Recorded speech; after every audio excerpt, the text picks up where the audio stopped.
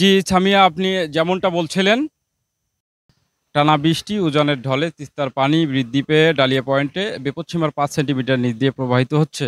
যেকোনো সময় বিপৎসীমা অতিক্রম করতে পারে তিস্তার পানি। এর ফলে তিস্তার বিচ্ছিন্ন চরাঞ্চল এবং নিম্ন অঞ্চল প্লাবিত হয়ে পড়েছে, ডুবে গেছে ফসলের ক্ষেত ও রাস্তাঘাট।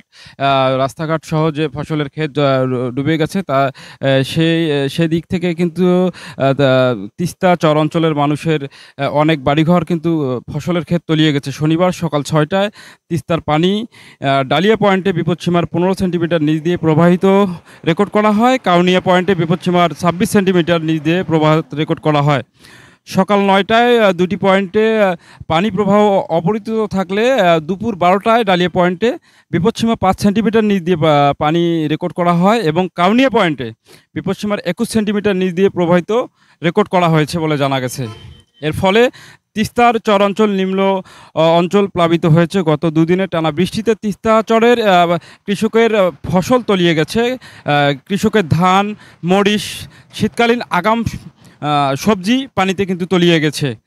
চরাঞ্চলে থাকা সাধারণ মানুষ পানিবন্দী হয়ে পড়ায় স্বাভাবিক চলাচল ব্যাহত হচ্ছে। এছাড়া সংখ্যা হচ্ছে তিস্তার বাম ও ডান নিম্ন অঞ্চল সাময়িক বন্যা দেখা দিতে পারে।